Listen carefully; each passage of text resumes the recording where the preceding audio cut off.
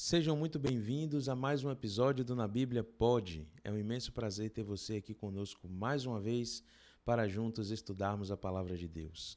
Nós seguimos na série bíblica Jesus, o Restaurador da Vida. Seguimos estudando a Palavra de Deus a partir da perspectiva de Jesus. Nós já estudamos aqui sobre a oração, sobre o amor divino, sobre a salvação e hoje nós vamos conhecer um pouco mais sobre o que Jesus falou a respeito da intercessão.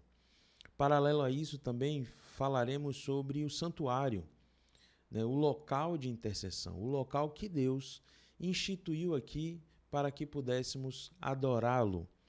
Então, eu peço desde já que esteja com a sua Bíblia na mão para continuarmos aqui o estudo. Nós vamos abrir alguns textos bíblicos e também esteja com o seu coração e os seus ouvidos abertos a ouvir a palavra de Deus. Se você não é inscrito neste canal ou se por acaso você está assistindo este estudo bíblico pela primeira vez, recomendo que inscreva-se no canal, ative o sino de notificação para que você possa ficar por dentro de toda a programação que nós postarmos aqui. E compartilhe essa live, esse estudo bíblico com todas as pessoas que você conhece, todas as pessoas que precisam e querem estudar a palavra de Deus. Nos siga também nas demais redes sociais, na outra rede social, o Instagram, @Adventistas Lauro de Freitas e também no @Na Bíblia Pode. Nós vamos orar nesse momento, pedir que Deus, que o Espírito Santo dirija esse nosso estudo. Oremos. Querido Deus, amado Pai, nós te agradecemos pela oportunidade de estudarmos a Tua Santa Palavra. Que o Teu Santo Espírito, Senhor, nos dirija, nos conduza e nos ensine a respeito da intercessão nesta hora. Te rogamos em nome de Jesus. Amém. Ontem nós tivemos um problema técnico, e não conseguimos exibir o episódio. Nós tivemos uma demanda muito grande aqui de atividades e, infelizmente, a gente não conseguiu chegar a tempo para poder gravar e colocar no ar o episódio. Mas hoje estamos aqui, nós teremos episódio hoje, evidentemente, e também na quinta-feira, como de praxe, seguiremos, todas as quintas, todos os domingos, gravando e colocando aqui à disposição esse estudo bíblico para que eu e você possamos crescer no conhecimento da palavra do Senhor.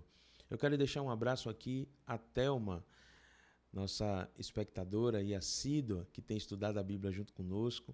Que Deus te abençoe, Thelma, e continue aí a aumentar o conhecimento a respeito da palavra de Deus para que você também possa reproduzir esse conhecimento com as pessoas que você ama, tá bom?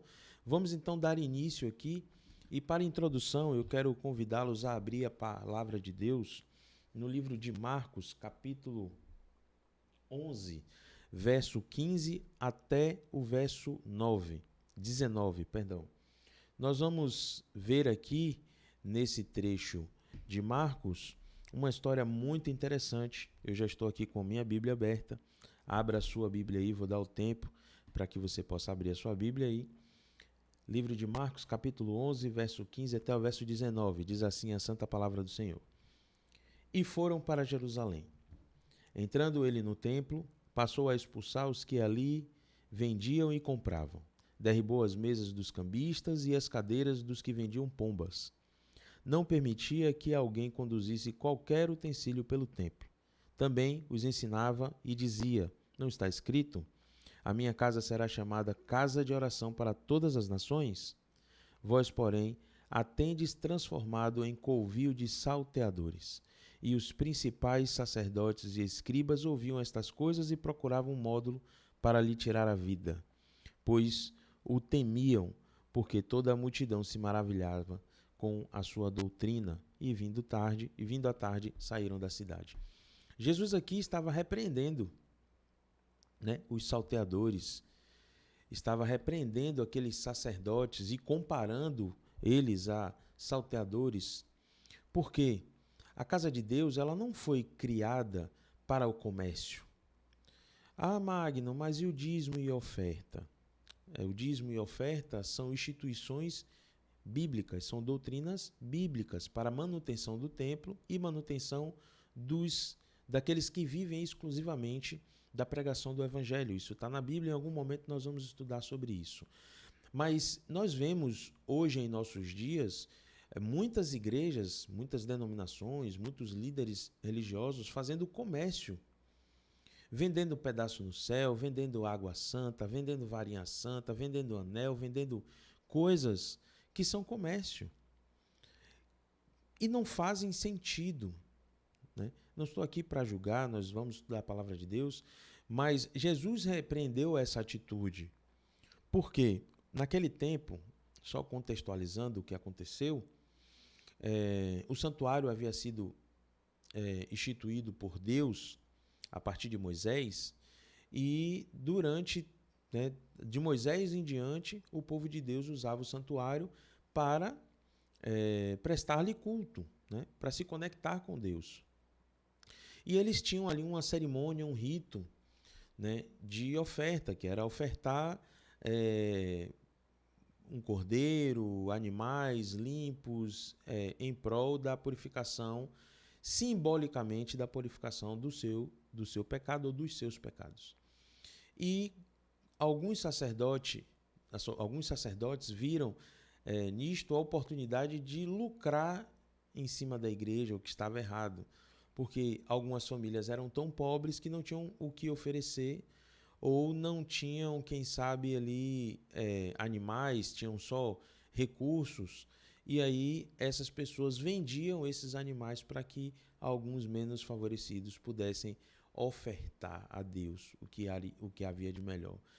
Mas o conceito da oferta não é esse. O conceito da oferta é aquilo que está no seu coração, tem a ver com gratidão, tem a ver com aquilo que Deus já fez por você. Não é o que Deus irá fazer a partir da sua oferta, é um outro conceito errôneo, muito pregado por aí, que você precisa dar para receber. Você dá aquilo que você já recebeu. Mas enfim, vamos então iniciar as nossas perguntas.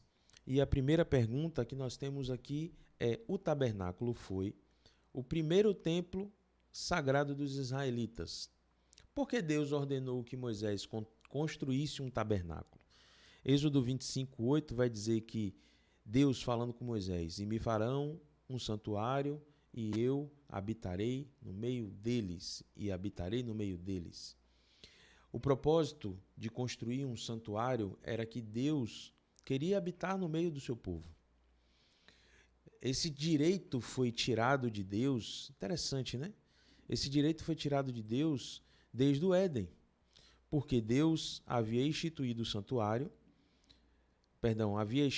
o Éden, e através do Éden ele tinha um contato diariamente com a sua criação ali, Adão e Eva.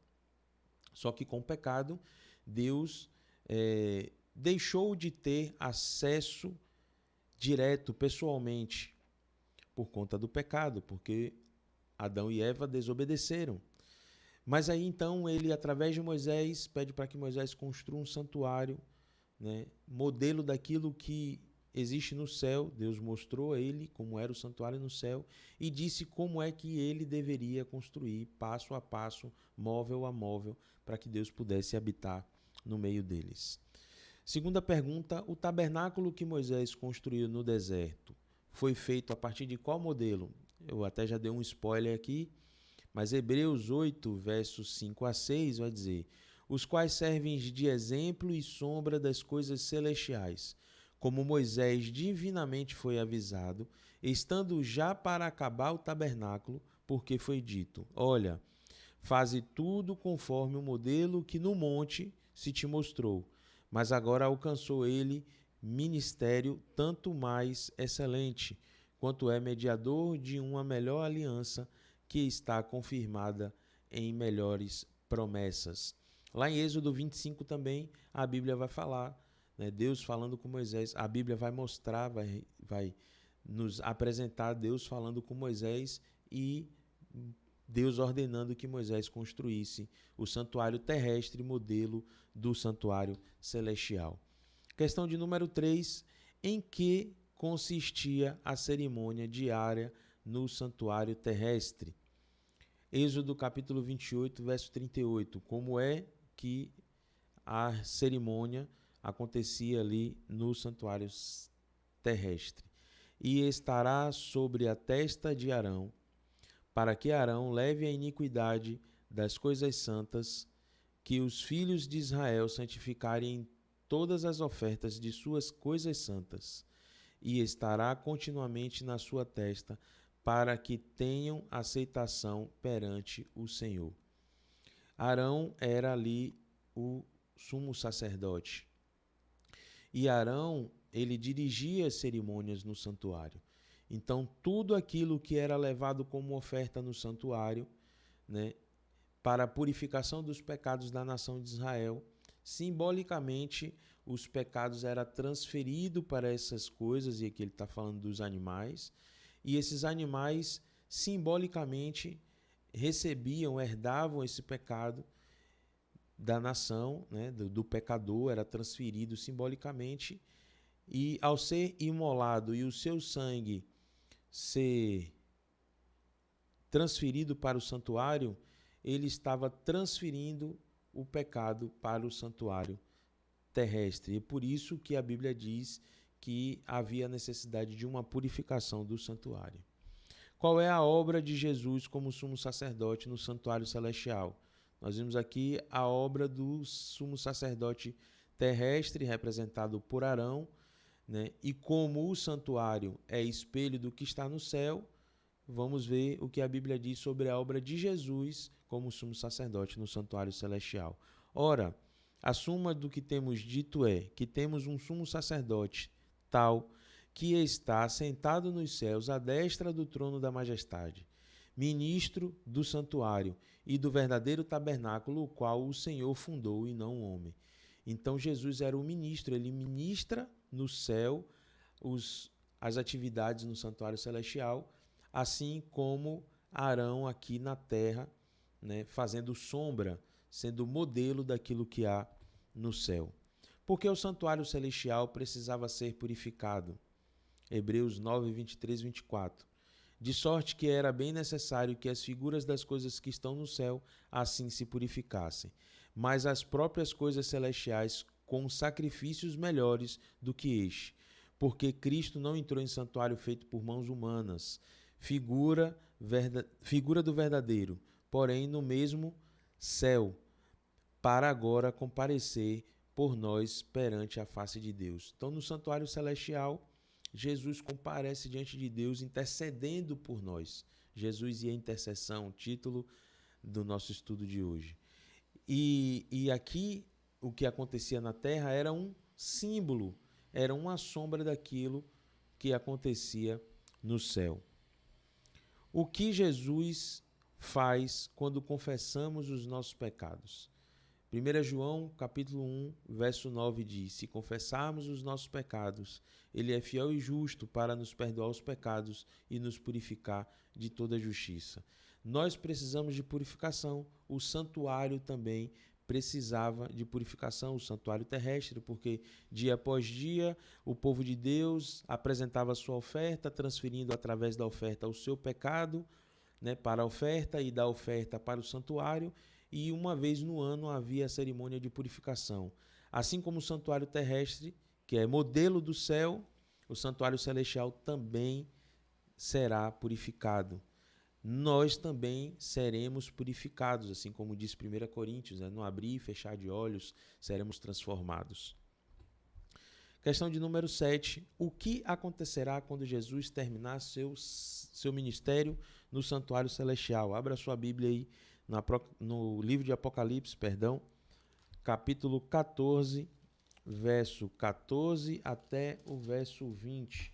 Apocalipse, capítulo 14, verso 14 até o 20. Diz assim: olhei e eis uma nuvem branca, e sentado sobre a nuvem branca, um semelhante a filho do homem, tendo na cabeça uma coroa de ouro e na mão uma foice afiada. Verso 15. Outro anjo saiu do santuário, gritando em grande voz para aquele que se achava assentado sobre a nuvem: toma a tua foice e ceifa, pois chegou a hora de ceifar, visto que a seara da terra já amadureceu. E aquele que estava sentado sobre a nuvem passou a foice sobre a terra, e a terra foi ceifada. Verso 17. Então saiu do santuário que se encontra no céu outro anjo, tendo ele mesmo também uma foice afiada. Saiu ainda do altar outro anjo, aquele que tem autoridade sobre o fogo, e falou em grande voz ao que tinha a foice afiada, dizendo: Toma a tua foice afiada e ajunta os cachos da videira da terra, porque as suas uvas estão amadurecidas.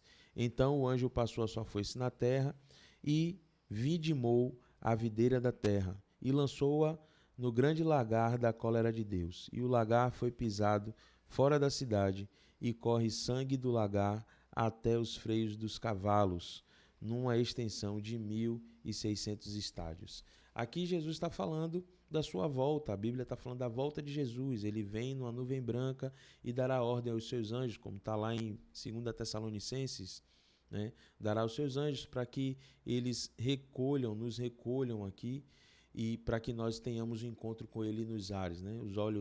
Os mortos em Cristo ressuscitarão primeiro, depois nós, os vivos, seremos transformados, como afirma Paulo. Paulo, ao escrever, ele acreditava que Jesus já voltaria na sua época. Infelizmente, ele descansou sem ver Jesus voltar, mas quando Jesus voltar com poder e grande glória, ele será um dos que ressuscitarão primeiro para o encontro com o Senhor nos ares. Então, o que acontecerá quando Jesus terminar o seu ministério? Ele voltará para nos buscar. E como ele mesmo diz em João 14, eu voltarei para onde eu estiver, vocês estejais também. Questão de número 8. Que segurança o trabalho de Cristo no santuário dá? 1 João 2, 1 a 2. Meus filhinhos, estas coisas vos escrevo para que não pequeis. E se alguém pecar, temos um advogado para com o Pai, Jesus Cristo, o justo, e ele é a propiciação pelos nossos pecados, e não somente pelos nossos, mas também pelos de todo o mundo. Qual é a segurança que Jesus nos dá? Ele é o nosso intercessor, ele é o nosso advogado diante do Pai. Quando nós rogamos a ele em oração perdão pelos nossos pecados, ele apresenta o seu sacrifício diante do Pai e assume para ele os nossos pecados, né? Nós somos justificados pelo sacrifício de Cristo e hoje ele vive no santuário celestial intercedendo por nós. A partir do estudo do santuário, a partir do que nós vimos aqui, dos textos bíblicos que nós lemos, que verdade fundamental você entende sobre a obra de salvação de Jesus? Deixa aí nos comentários a sua resposta. Fala lá no Instagram, manda uma mensagem, um direct para que a gente possa interagir lá. Nós temos a certeza da salvação. Cristo não só morreu por nós, mas ele ressuscitou e ele foi concluir essa obra no céu. E hoje ele intercede por nós até a sua volta. A profecia bíblica descrita lá em Daniel, capítulo 8, verso 14, diz que depois de 2.300 anos o santuário seria purificado. E ele está se referindo ao santuário celestial. E ele dá uma marcação de data ali, um marco zero, a partir da ordem para a reconstrução dos muros e restabelecimento da cidade de Jerusalém. Ali iniciaria essa contagem.